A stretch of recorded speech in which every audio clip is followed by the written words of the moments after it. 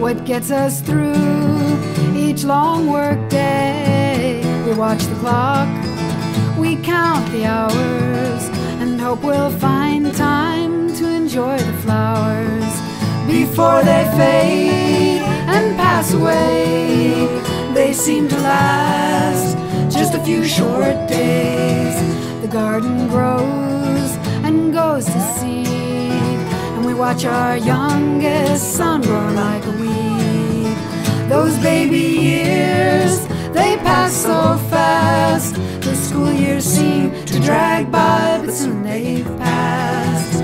Can't believe how he has grown, like his older brother, soon be on his own.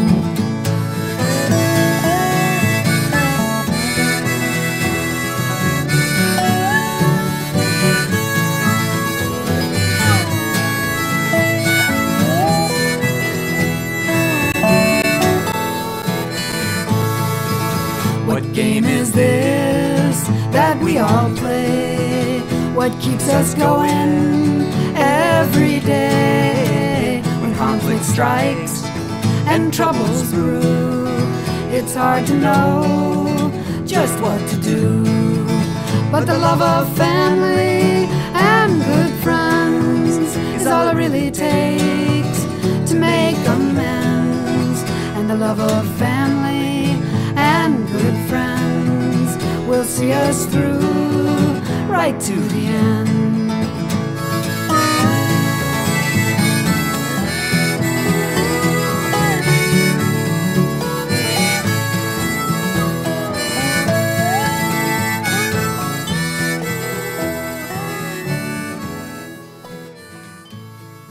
Écoutez, voilà, je m'appelle Jean Thomas, je suis né le 11 août 1935 dans un petit village de Lorraine, à Herserange, Longwy. Je venais régulièrement passer mes vacances à Sex. J'ai des grands-parents ici, j'ai un grand-père maternel qui était de Sex. Alors ça m'a permis de revenir chaque année pendant les vacances. J'ai pu découvrir toute cette Ariège. Alors au début, la montagne n'était pas considérée comme un sport comme maintenant. Quand on faisait la montagne, on était pris pour des huluberlus, vous savez, les mecs qui... La montagne, ce n'était pas une nécessité. Bon, moi, je me suis tenu, j'ai crapahuté dans toute la région. Au début, tout seul, bien sûr, à partir de 15 ans. J'ai fait le Valier la première fois à 14 ans, en savate espagnole. Bon, j'ai pris une rouste en arrivant le soir parce que j'étais parti tout seul. Bon, ben, ça m'a donné envie de continuer. Voilà, alors à partir de ce moment-là, ça a été une envolée. Et puis je suis tombé sur une bande de Toulousains, 5 copains de Toulouse, qui ont voulu connaître les Pyrénées. Ils m'ont demandé d'abord de leur faire le Valier. Bon, ils ont fait le Valier, je leur ai fait faire 2 ou 3 balades dans le coin, et puis ils m'ont dit, écoute, est-ce que tu connais les Pyrénées? Ben, j'ai dit, bien sûr.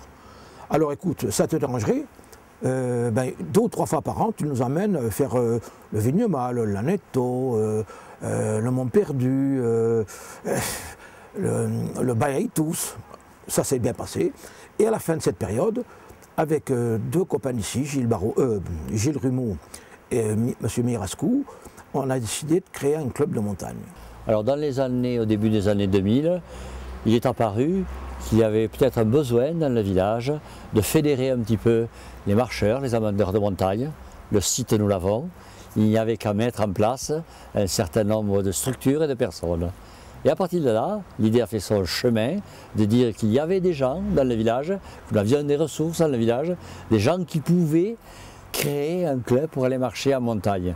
Convivialité d'abord, sportivité associée, et voilà, comme de fil à l'aiguille, l'idée est venue de créer un club. J'ai eu la chance, puisque j'étais à ce moment-là le premier élu du village, d'avoir autour de moi des gens que je connaissais bien, amoureux de la montagne.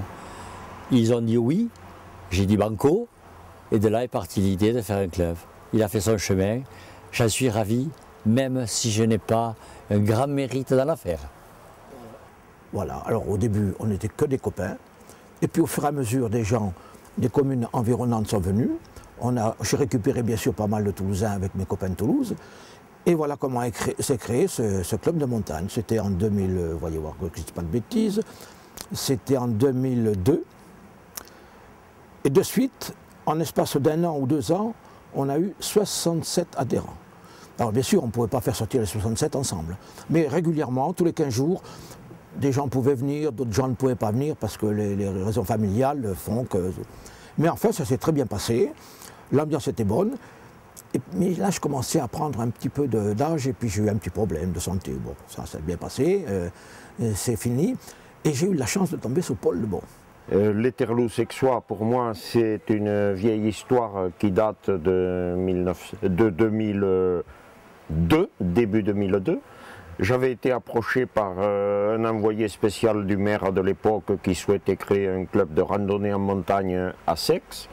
Et étant donné qu'à ce moment-là, j'étais encore en activité professionnelle et mes connaissances en montagne étaient un peu rudimentaires, je n'ai pas donné suite immédiatement.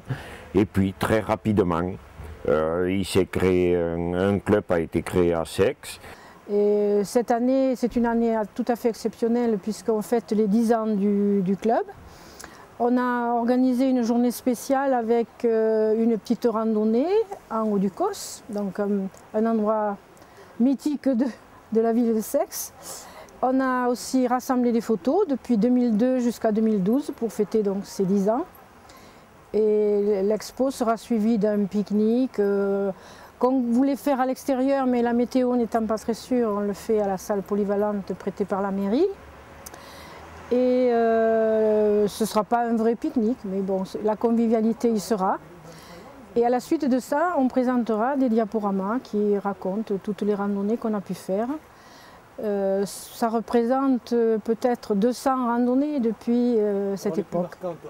Alors les plus marquantes, ça va être les plus récentes, on va dire. Moi, celle qui m'a beaucoup marquée sur le plan affectif et relationnel, ce sont les 3 jours au Vallier, parce qu'il y avait longtemps que je n'étais pas montée au Vallier et j'avais pas la capacité, je pensais ne pas pouvoir le faire, mais sur 3 jours ça a été possible avec 22 personnes. On aurait dû être 24, malheureusement il y a 2 personnes qui ont dû décliner l'invitation, 2 personnes importantes dans le club, et on est monté tranquillement le premier jour jusqu'aux Estagnous, le deuxième jour au Vallier, redescendu aux Estagnous, et le 3e jour, on est redescendu au Plat de la Lao. Et là, ça a été au sommet une journée très, très importante, puisque ça faisait des années que je n'étais pas montée au Vallier. En fait, j'y suis montée 2 fois, c'était la 2e.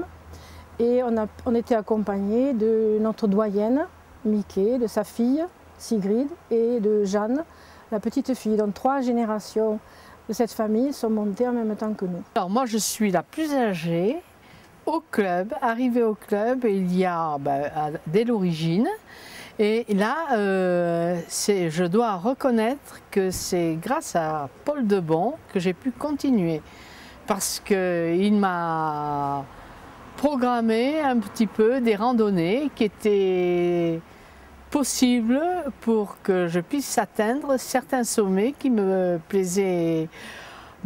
Même l'an dernier, non, cette année, je dois dire, j'ai pu faire le Mont Vallier, mais il était vraiment temps. 10 ans de l'Éterloo, c'est pas rien en ce qui me concerne. C'est pas rien, pourquoi? Parce que c'est tout simplement 10 ans qui correspondent à des rencontres entre des hommes et des femmes qui, un jour, ont décidé de découvrir effectivement des vallées, des sommets, des canyons, des forêts, des espaces naturels, des espaces protégés. C'était la découverte d'une faune, c'était la découverte d'un environnement, c'était aussi la découverte des relations humaines. Et ça nous a permis ensemble de découvrir, je dirais, l'expérience de la marche, c'est-à-dire un pas l'un devant l'autre, progresser, arriver tous ensemble en haut d'un sommet, pouvoir partager le plaisir d'un paysage, d'une mer de nuages, d'un coucher de soleil, d'un lever de lune parfois, et c'était partager ensemble le plaisir de s'éprouver dans la souffrance, mais dans le plaisir d'être arrivés ensemble au sommet. Un esprit de convivialité fantastique, il n'y a pas d'esprit de compétition, on décide d'aller à un endroit, on y arrive si tout le monde est en mesure d'y arriver. S'il y a une faiblesse passagère, eh bien, on sait faire demi-tour, on sait s'arrêter, on sait se reposer. Et lorsqu'on arrive, on boit un coup tous ensemble et tout se passe très bien ainsi. Oui, toujours dans une ambiance agréable où l'entraide prime sur la compétition, bien sûr. L'important, c'est que tout le monde puisse arriver au but qu'on s'est fixé et découvrir des lieux exceptionnels parce que ces montagnes sont magnifiques ici dans le Couserans et on apprécie de prendre un pique-nique au sommet du Vallier ou un pique-nique à la Calabasse ou même un pique-nique en haut du Causse, ça peut avoir son charme quand on est entouré d'amis, de personnes qu'on apprécie. Je suis Rolinde Deschênes, moi je suis la présidente du club de l'Éterloo depuis 3 ans, c'est mon 3e mandat. Je suis quand même fière d'être la présidente de ce club qui existe depuis 10 ans et pour lequel on est là aujourd'hui pour fêter ces 10 ans. Donc j'ai quand même l'honneur de représenter ce club. Je suis aussi dans le club accompagnatrice avec Paul Debons qui m'a quand même beaucoup aidé à me former sur le terrain. Les dirigeants de l'époque ayant essayé de promouvoir la formation de cadres, ils souhaitaient avant tout que les pratiquants puissent aller en montagne en toute sécurité, donc accompagnés par des personnes bénévoles mais formées et responsables. J'ai suivi une formation à la Fédération française de montagne et escalade auquel le club était affilié à l'époque et depuis, eh bien, j'assure une grande partie de l'encadrement des sorties du club. La philosophie du club, c'est déjà un mélange de générations, c'est arriver à marcher, découvrir quand même notre région, voir au-delà, dans des conditions les plus optimales de sécurité avec des encadrants. C'est la convivialité, c'est le partage entre les gens, c'est se retrouver, avoir le plaisir d'être ensemble. C'est se donner aussi des projets, puis des envies de s'améliorer aussi, de progresser, quoi.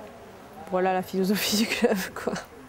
Moi, personnellement, quand je partais en balade, on se fixait bien sûr une arrivée, mais quand je voyais qu'il y avait trop de traîneurs, on tempérait un peu, et à la fin, quand je voyais que ça... Je demandais à un autre copain qui était aussi bon que moi, tiens, tu prends la direction, tu prends ces 4 personnes, tu les amènes au sommet, moi je reste là avec le groupe, et on vous attend pour redescendre. Il ne fallait pas non plus forcer, il ne faut pas forcer l'âne. L'âne il marche, et puis à un certain moment il ne peut plus marcher. Donc on arrête, on prend les meilleurs, on finit. Voilà. Moi à mon avis, la philosophie du club c'est ça. Il ne faut pas forcer. Bon maintenant quand on va loin, il faut dire aux gens, on va loin, pas pour rien, on y va pour faire vraiment une expédition correcte. Donc il faut être en forme. Ça, si vous n'êtes pas en forme, c'est pas la peine d'aller loin, les gars n'arrivent pas au sommet. Voilà, c'est un petit peu la philosophie du club. On n'est pas, comment je veux dire, des forcenés. Ce qui me plaît, c'est que vraiment, ce sont les plus faibles qui sont les prioritaires. Et bon, je dois dire que je vais bientôt avoir 80 ans et c'est grâce à eux que j'ai pu continuer. J'ai toujours trouvé que l'ambiance était extraordinaire parce que quand on est dans les virages et quand on regarde qui sont les derniers, en général c'est toujours moi qui ferme la piste et là ils ont l'attention de nous laisser respirer, de prendre un petit quelque chose, de faire une photo, ce qui permet de reprendre souffle. D'accord. Qu'est-ce que tu souhaiterais au club? Tu souhaites quoi? Qui m'accepte encore longtemps.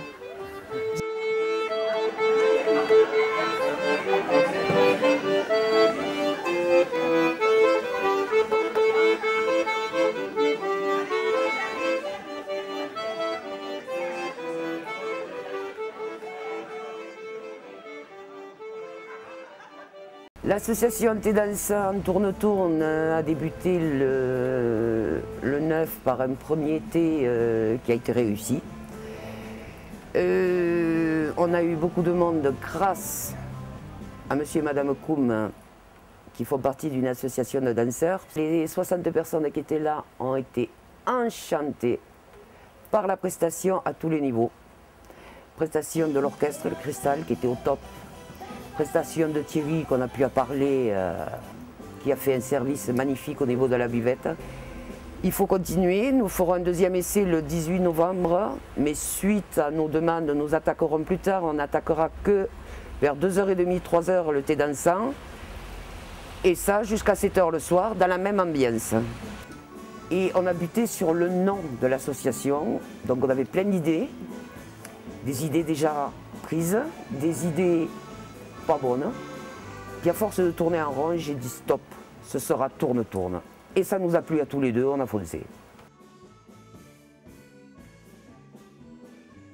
Donc on est sur la 4e édition du Forum des associations, qui a été créé, mais ça fait la 4e année. Cette année on est en train de prendre un bagou, malgré le soleil qui est présent. L'année dernière on avait de la pluie, on avait énormément d'associations. Cette année le soleil a fait fuir les associations. Cette année on a l'amicale des pompiers qui est présent avec porte ouverte toute la journée. On a plusieurs associations qui n'étaient pas là les autres années, qui sont quand même là. Style vous, Télé qui démarrait, qui allait vous lancer.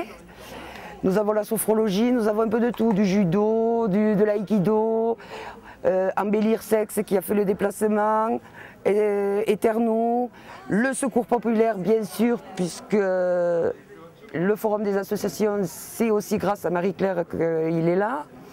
Movin Salat, l'AMJC qui fait énormément pour ce forum, avec Kate qui est à la coordination aussi. Que faire, je ne sais pas. Radio Couseran est averti, la Dépêche a été avertie.